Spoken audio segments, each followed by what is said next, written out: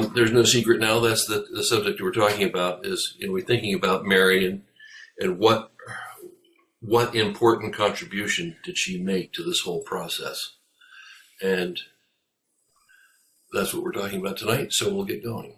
So that's the title. First screen. Just a little introduction.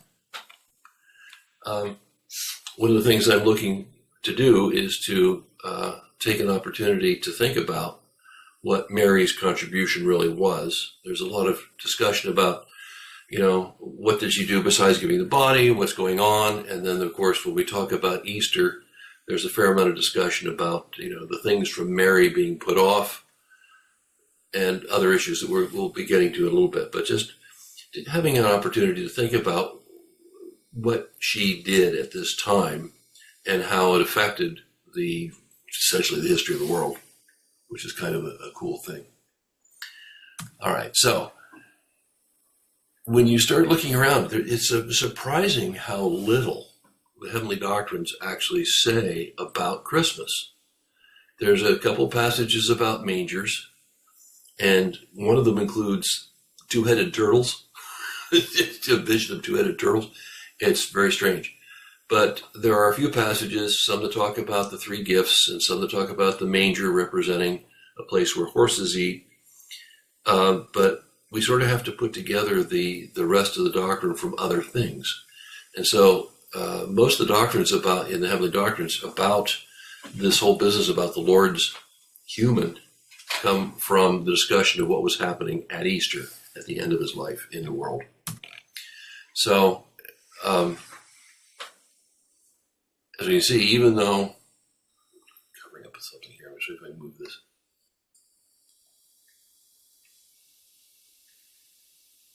I have a little side screen that was covering up some of my words. Even though the maternal human was put off in some ways, it did serve an essential use. So we'll talk about that. And one of the things I have as an illustration of that is when you are building a building out of concrete, as you are today, and I'm sure most of you are familiar with Pitcairn Hall and Pendleton Hall and those buildings that they did at the Academy around the 60s and the 70s. There was a big architectural movement where they wanted to make buildings out of poured concrete, but not paint them or cover those walls over, but just simply leave the evidence of the construction on the walls. And it's very obvious in a lot of the places they finally given up and started painting things in Pendleton Hall now. But for many years, it was just left as this bare concrete. And when you pour concrete into a plywood form, the concrete presses against the side, and there's a little bit of grain there, and it actually gets left.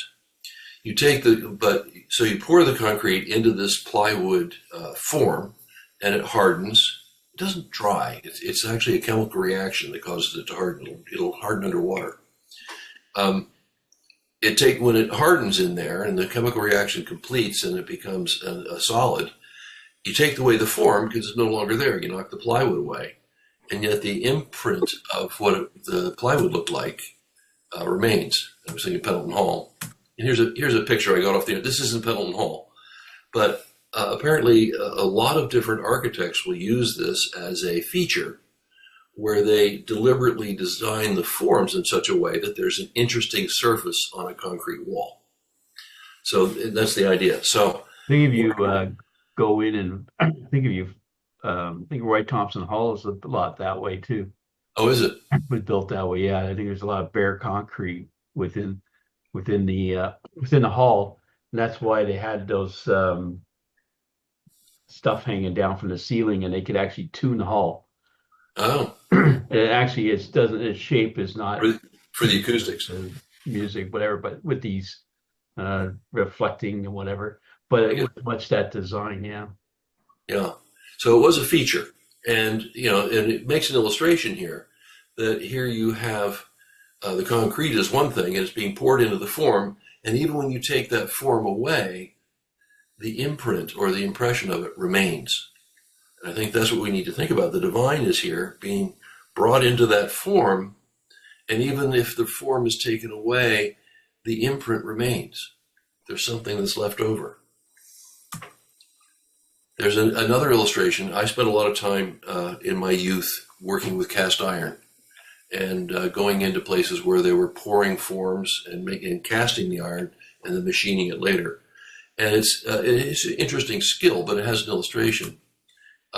You first of all, of course, make a thing called a pattern, usually out of wood, that has to be exactly the right shape so that when you make the form, you press it into a mixture of sand and molasses, and the form makes a impression.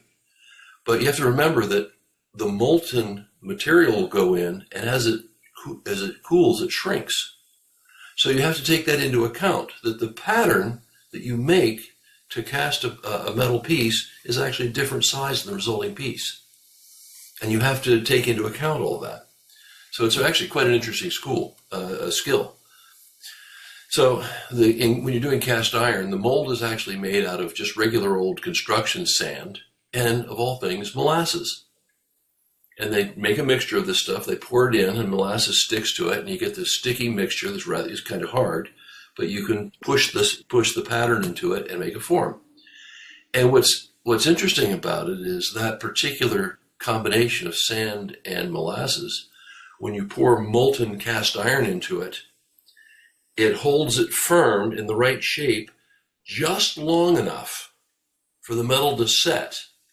And then the residual heat causes the molasses to go away and the mold turns to sand.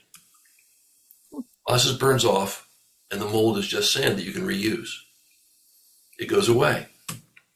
So while the mold is the combination of sand and molasses is essential, it gives shape to the piece, but as soon as the piece is formed, it goes away. I think it's kind of an illustration of Mary's contribution in producing the human form for the Lord. The mold is essential, it gives shape to the piece, and its mark is there, but it disappears in the process. It's put off later, in a sense. So it's a natural illustration of what was happening with the Lord's human.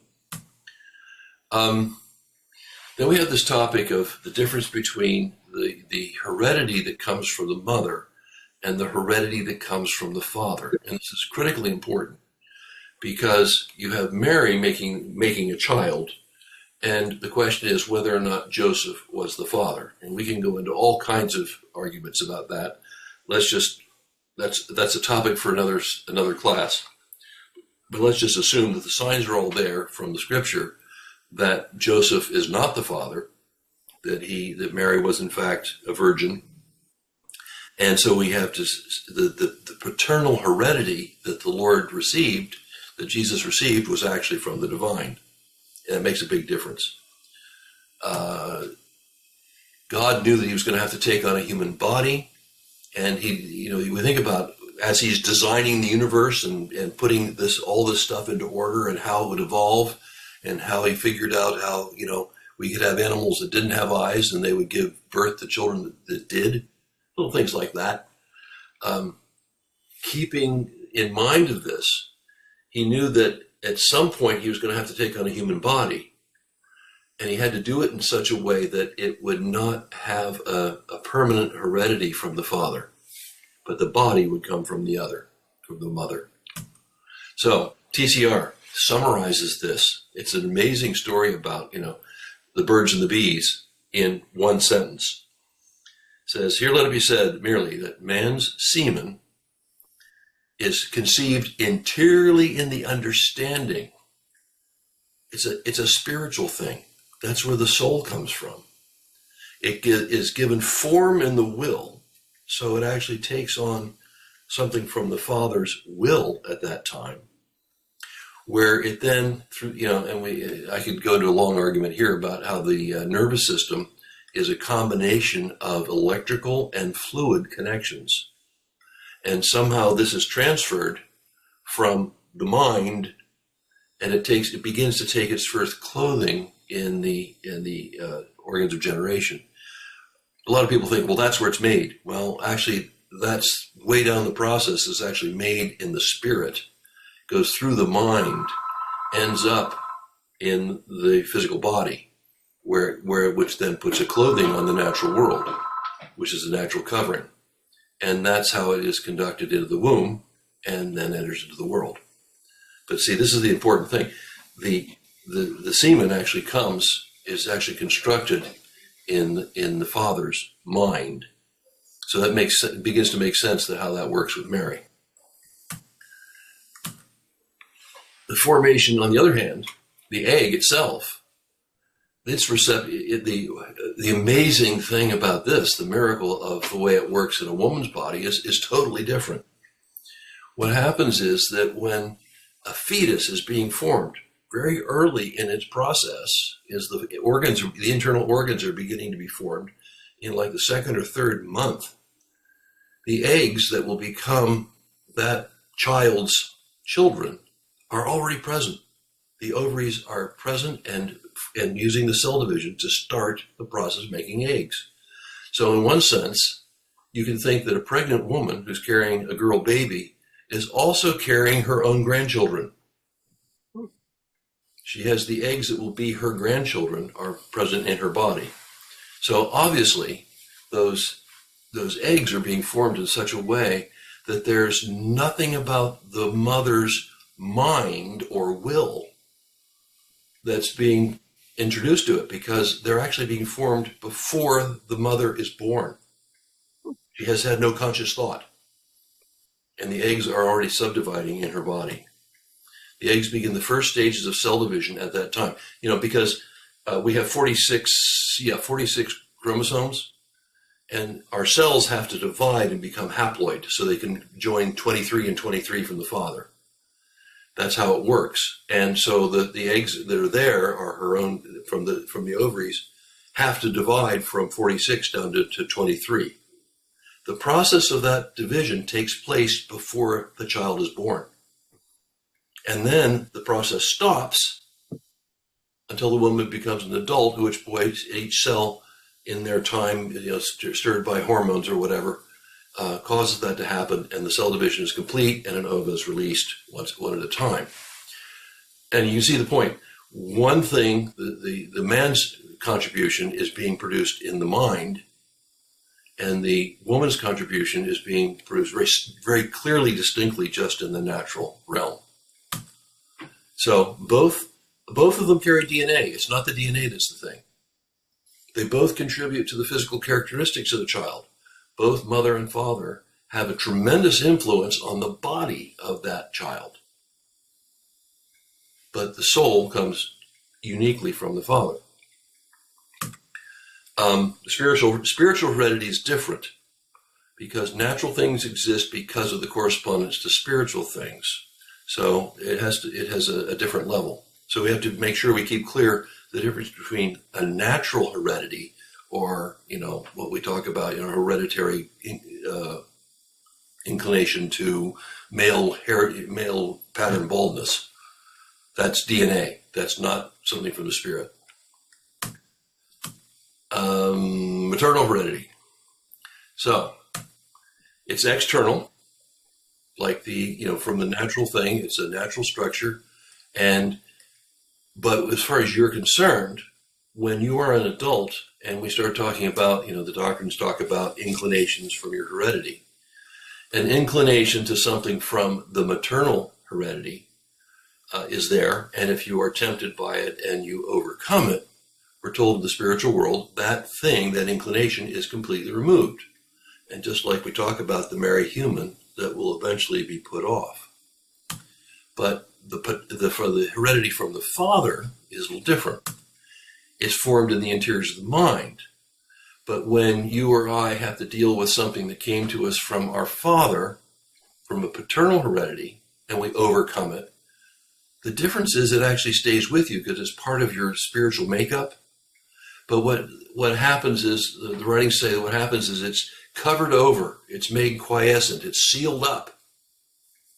It comes to mind sort of like we do with nuclear waste. We, encapsulate it in something to keep it away so it can never get out. So in the Lord's case, we have a situation where his natural body comes from his mother, which can be removed and can be taken care of. And when he overcomes the evils they're overcome and they go away, they're put off. But the life, the Spirit, comes from the Father, and because it's coming from God, it has no evils to put off, and it doesn't matter. But it's important for the concept here of the glorification series. And really, where the importance of this whole story lies is in being able to figure out how Jesus can have God as his Father and have things that are part of him because they're divine.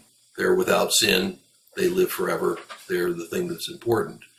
And yet the thing from Mary comes from a physical thing that we can put off. But the important thing to remember is, we all get excited. Well, does the eternity for my father and my mother, what is it? No, the doctrine is we're all inclined to evils of every kind, and they come from both our mother and our father. And it doesn't matter whether it came from your mother or father, whether or not it's a problem to you. And when you work on it and put it off and you succeed in the temptation and you go through, repentance and reformation and regeneration, you still accomplish it. And only the Lord really cares whether it's put off entirely or made quiescent. It only makes difference. It's only important for the glorification. For all the rest of us, it's exactly the same. It doesn't matter what the source is. So I think that's the important part to remember. He designed it in such a way that for us, the influence from our parents is equal. And we still have to work with it, and we can do things with it, and we can overcome those temptations and put them off. And when we're thinking about how God took on a human, it's important, but not for you and me in our normal life. Okay, so to appreciate the use of the human, the maternal human, we need to think about the Lord's resurrection body, which is after we move after a little bit over to Easter. Don't want to overemphasize it, but we do want to acknowledge and appreciate the gift that a mother gives to a child. And there's also, all of us here are, well, not Kaylin, but the rest of us are all parents. And you realize that one of the things about being a parent is that you bring this sweet little thing into life, and you care for it every minute of the day for a few years. And then they start becoming more and more independent and want to do their own thing, and they start having opinions about stuff. And eventually they become a functioning independent adult and leave the sphere of the parents. And you still have that sense of this child that was a tiny infant in your care. And you want them to leave. You want them to grow up and be independent people, and you want them to do all these things. And yet you want them to stay close still. There's a bittersweet relationship to it. Think about people getting married and leaving the family home. But unless they do that, there won't be any grandchildren. And grandchildren are great. They do things differently. Your kids go off and marry somebody from a different family, and suddenly they're going to the seashore instead of the lake. They're doing things differently. They have colored lights on the tree instead of just green ones. They do things differently after they move away from home, and you sort of have to let them do that. Oop, Karen's back. Child raising. We look at our children get married and they start having children, and we have opinions about how they're raising their children. And we have to remember to be careful about how we express those, because we want to keep seeing our grandchildren. It's this bittersweet separation, you see, that we want to have an influence, but we have to be careful about it. Now I'm going to read a little bit from the Word here to support a lot of the stuff. This is a lot of the Christmas story. Now in the 6th month, the angel Gabriel was sent by God to a city of Galilee named Nazareth, to a virgin, and it really does say virgin. The Greek word could be translated young woman, but it's clear that after they say that, they then give you context and tell them you say other things, so it has to be someone who has never had sexual relations. The virgin betrothed to a man whose name was Joseph of the house of David. Her name was Mary, and having come into her, the angel said to her, "Rejoice, highly favored one, the Lord is with you. Blessed are you among women." I just realized on my desk, you see the picture? Let me get the glare out of there. Mm-hmm. I like that picture. It's a painting, and she doesn't look kind of joyous. She's sort of pushed up against the wall, going, "What's going on here?"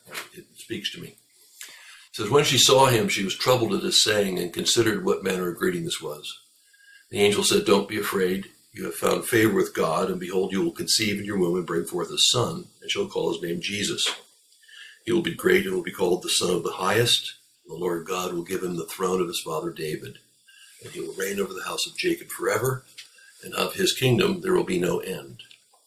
Important context there, naming him Jesus, not Joseph. Same thing with Zacharias, the miraculous birth, the sign. The child would traditionally be given the same name as his father, but his name will be Jesus. It's not Joseph. And also when it talks about him governing and being a king, it's very clear that of his kingdom there will be no end. It's a spiritual kingdom. So those are important things to note in that story. Mary said, "How can this be, since I do not know a man?" Again, context. The angel said to her, "The Holy Spirit will come upon you, and the power of the Highest will overshadow you. Therefore, the Holy One to be born is called the Son of God." This goes back to that TCR article. How did this happen? How did Mary conceive? TCR 584 says, the seed was formed in the interiors of the mind. And my argument is that when she down here says she accepts this, what's happened is her acceptance of this information was the Lord's inflowing into the interiors of her mind, which could then travel through her body and actually cause the fertilization of the ovum. This is what's going on right here. He says, "Now indeed Elizabeth, your relative, has also conceived a son in her old age. This is the 6th month for her who was called barren, for with God nothing will be impossible." And this is where Mary turns around and says, "Behold the maidservant of the Lord." The Lord never does anything without your freedom involved. This was announced to her that she had been chosen, but nothing would have happened if she had not agreed to it. And when she says, "Behold the maidservant," the Greek word there is doulos, which it's not really, like the person who cleans house. It's more like the citizen of the loyal citizen of the country. She's a part of the thing. She's saying, "Yes, I'm there. I'm working for you.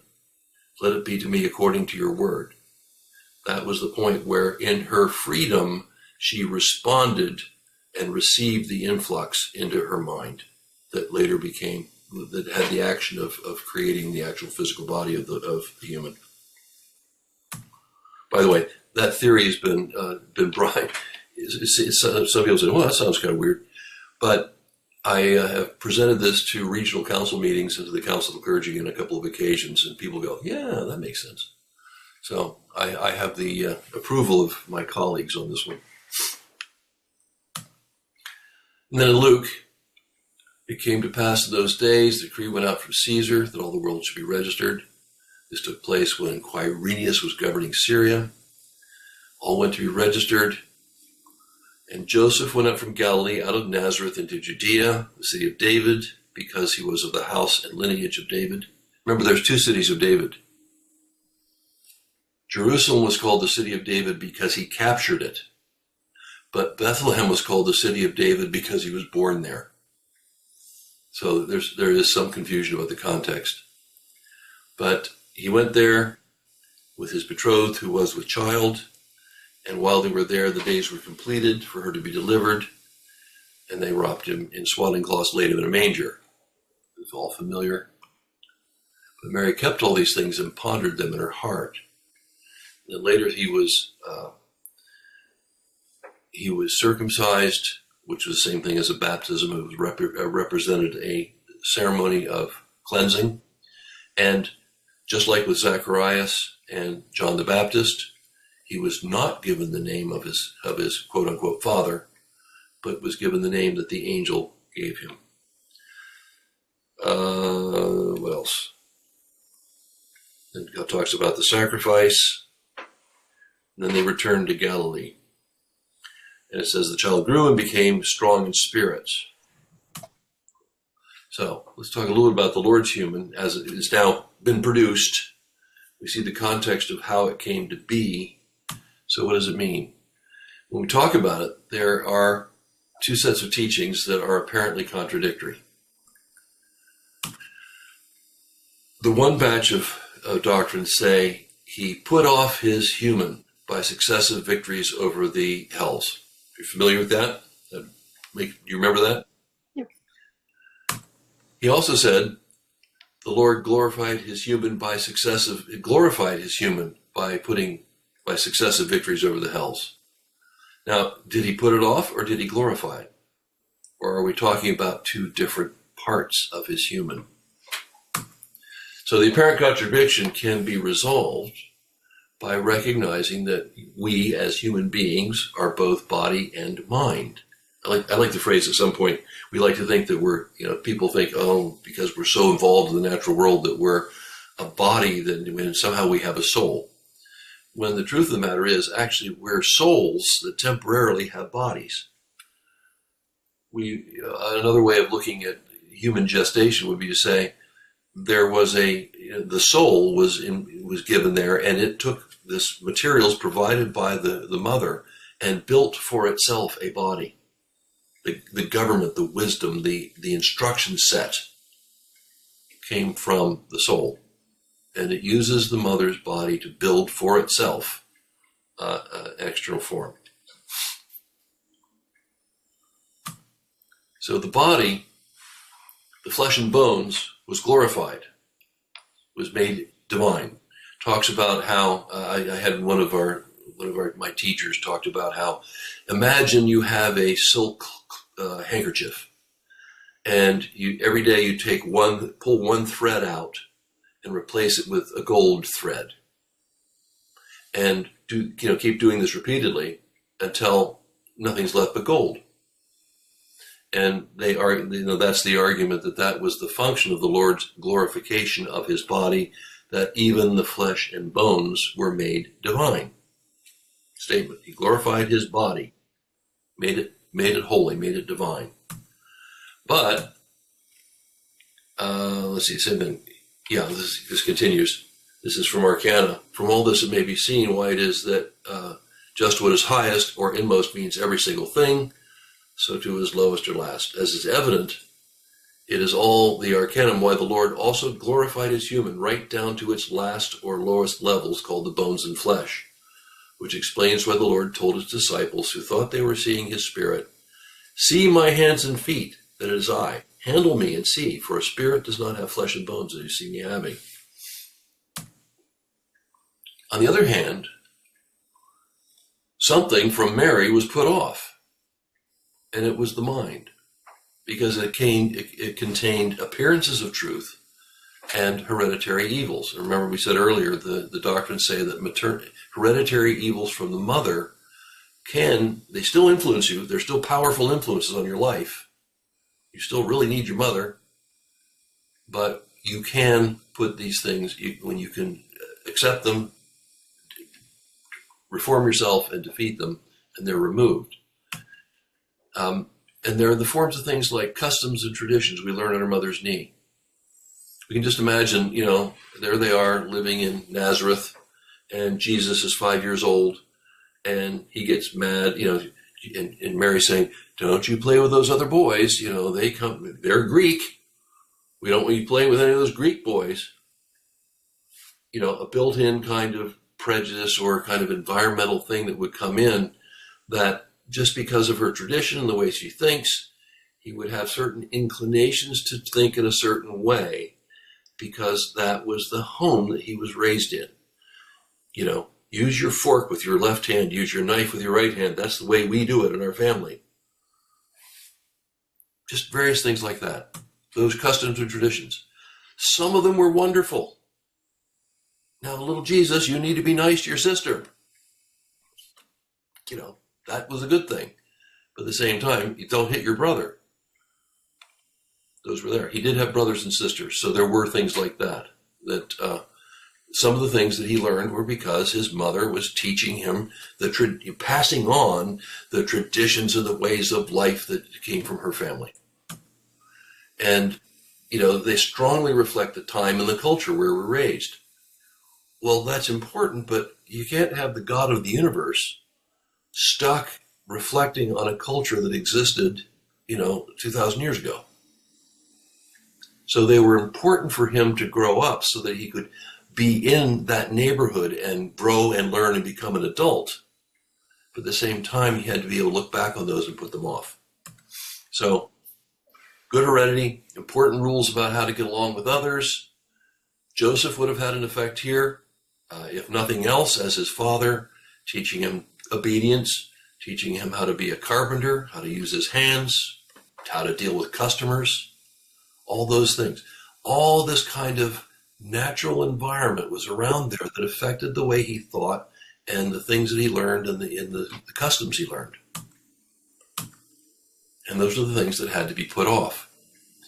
It says, as the separation of the first human, which the Lord had from the mother, now follows, and at length the full removal of it, is to be known that the Lord gradually and continually, even to the last of, it's covered, the word's covered, even to the last of his life, when he was glorified, separated from himself and put off that which was merely human, namely, that which he derived from the mother.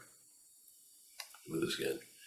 Derived from the mother until, at length, he was no longer her son, but the Son of God, not only as to conception, but as to birth, and thus was one with the Father, and was Jehovah himself. So, he glorified the body, but he had to put off, shall we call it, the culture of the day that he acquired from living in his family. So he separated himself from and put off the human from the mother, so he's no longer a son, is manifest in his words in John. When the wine failed, the mother of Jesus said unto him, they have no wine. Jesus said unto her, woman, what belongs to me and to thee? What do you have to do with me? This is, I'm now an adult. I'm beginning my life's work. I'm beginning the purpose why I'm here. I'm putting off that culture and beginning to act on my own now. And that's, these things would be, the things that were being continually put off during his life could not refer to his bones and flesh. He kept his bones and flesh to the last minute. It had to be something else that he was putting off. The Lord talks about him continually putting off something.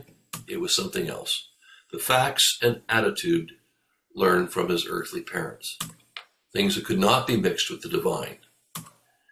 Again, Lord 35, it's known from this that his human nature from the mother was not transmuted into the divine essence, nor commingled with it. Another way of saying it was put off. For this is taught in the doctrine of faith, which is called the Athanasian Creed.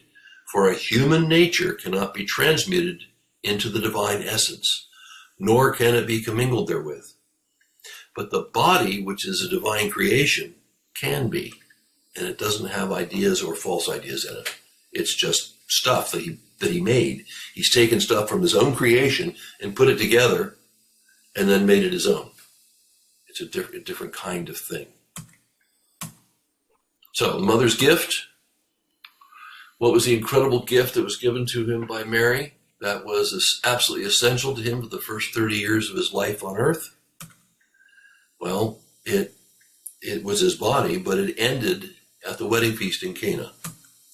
It was a natural body that could serve as a vessel for his life. It was a natural mind that could govern that body and be trained. A mind that could be taught to be a good boy and to respond to others and to respond to love and care. A mind that could be taught right from wrong and thus have a primitive conscience. A mind that could be taught to read. And because that was kind of important because big picture, we think, okay, here's this person growing up and he has the mind of a child and he's supposed to figure out that he's the divine and he has a mission. How did he do that? And when we look back on it, what the writings indicate is that by writing the word the way he did, by having these people live in a particular land that had correspondences and recordings, bits and pieces from people's lives, and knitting it all together, when Jesus the child began studying the scriptures, as all good Jewish children did in those days, he began to have enlightenment and see that what was being written in the word was actually the story of his spiritual life. It was an instruction book that he had put into the world so that he could read it when he got there. Imagine that. He knew, in his planning, he knew that he would arrive in a natural body. The first prediction of this, the first prophecy, was in Genesis chapter 3, verse 15, where he said that he would crush the head of the serpent. The serpent would something his heel, harm his heel. Yeah. Where that was the first inclination, that right from the very beginning he knew that he was going to have to come into the world, that he saw this as a progression of events that would have to happen. And so knowing that, and knowing that when he came into the world he would have a primitive, untrained mind, he very carefully, over a period of thousands of years, put those materials that he needed to have into the world so they would be written down for him to read when he got there. Kind of a really cool idea, actually. That's a really interesting idea. What was that, Kaylin? So I was just saying that was a good idea. Yeah, okay, sorry for interrupting. You said that was an interesting idea. Yeah, I think it's fascinating. But, what a great plan. And then, you think about the things that are in the Word, and, even somebody like Joseph that takes up, the fifth of the book of Genesis. We're not reading every moment of his life, but just certain things, certain stories, certain aspects are recorded. And the selection of that is the ones that have a correspondence to the progress of the spiritual states the Lord had to go through. We talk about Abraham lived to be 100, or Moses lived to be 120. But we only have a few, we have his entire period of the first 40 years of his life is about 10 verses. Mother had a baby. Pharaoh's killing babies of the Jews. So she put him in the river, and the princess bound him, and he was raised. And next thing you know, he's an adult walking around, and he watches somebody get killed, and he has to run for his life. That's the first 40 years of his life, is that much. That's all we know. Which illustrates the point that the word is written in such a way that just those elements of his life are recorded that fit the bigger story of the internal sense. And in some places it says, there's one place that says, Jacob had 12 sons so that it would correspond to, there's an element sometimes of providence sort of pushing him in a certain direction to get the thing that needed to be written down. Anyhow, but the whole point is the body becomes a natural form into which the divine could inflow. And it's like going back to the concrete. Do we see the marks of the mold on the adult child? That's the contribution, the gift. There were things there that Jesus learned and remembered and kept. She pondered things in her heart, and he learned things, which is kind of an interesting concept, that somehow by being in this world, it changed the infinite of God, because he now has an experience that he didn't have before. And the question is, could Mary recognize her son from that mark? AC 3599. Come on, move here. Here we go. The natural good which Esau first represents is the natural good of the Lord's infancy, which was divine from the Father, but human from the mother. And insofar it was from the mother, it was imbued with hereditary evil, and being such, it could not at once be in an order capable of receiving the divine. It was mostly within it, but it had to be reduced into order by the Lord. That's that maternal heredity, those ideas that he got from her. Well, and probably from Joseph as well, but it's just that childhood influence. In the highest sense, the subject here is, as everywhere else, is the Lord. That is, even he, when in the human from the mother, was subject to appearances of truth. I shouldn't play with that little child because he's Greek. But he cast off that human and the appearances too, and assumed the infinite and eternal itself. Again, these are the things, it says right here. Those things that he got from the mother were subject to appearances of truth. The things that he, his culture, the customs, the way they thought about things, those were put off. Not in the body he kept, but those appearances are what he put off. So it's appearances versus the real truth. Things we need to teach our children is our way of doing things. I grew up thinking that Fords were great and Chevys were bad because we always bought Fords. Had no basis in fact. It's just that was the way we grew up. It's called historical faith.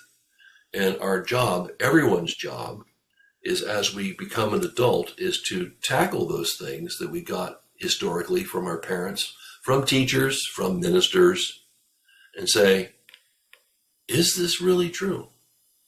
Is this something I really should think about? Is this something that I should use to guide my life? And so we have to look at what we learned with respect to the fact that the parents and the teachers did the best they could and taught them this is the best way they thought possible. At the same time, it may not still be true. I mean, we had Dave Simpson over for dinner last night, and we were talking about how he grew up at a time in the 50s and 60s. And you think most of the teachers that he had were trained in the 40s. And so they were passing on that, thinking about things that were true in the 40s that were being taught to him in the 50s and form the basis for his learning later. I think one of the examples I have is going back thinking, okay, when I was in 8th grade, one of the things we had to memorize in science class was a definition of a cell. And the only thing at that period in history that we knew about a cell was that it was a mass of protoplasm containing a nucleus and surrounded by a membrane. Do we know anything about mitochondria? Do we know anything about RNA? Do we know anything about DNA? What about, all the other things that are inside a cell, all the organelles in a cell? Had no idea. Didn't know they were there. Historical faith. Family? Yeah. Was it? Oh, I'm just going to say, thinking of that sort of thing, I remember there's a story my grandmother told one of her grandchildren, that Canada was the 5th largest country in the world. And she didn't forgot that Newfoundland had joined since. Yeah, it moved it up. Yeah. That's right. I guess Well, yeah.